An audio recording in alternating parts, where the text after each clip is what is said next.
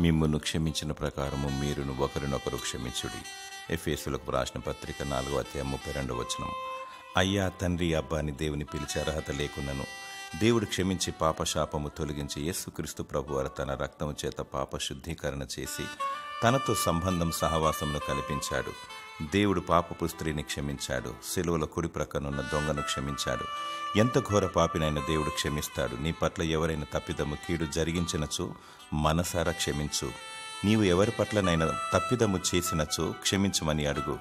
క్షమించి క్షమాపణ పొందమని దేవుని వాక్యం సెలవిస్తుంది. నీ శత్రువును 77 మార్లు క్షమించాలి, మరచిపోవాలి. ప్రియ నేస్తమా, నీలో ఉన్న పగను తొలగించుకో. శత్రు కొరకు ప్రార్థించు.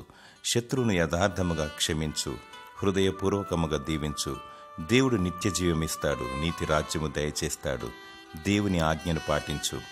దేవుడు నిన్ను సమృద్ధిగా దీవించి ఆశీర్వదించునుగాక. ఆమెన్.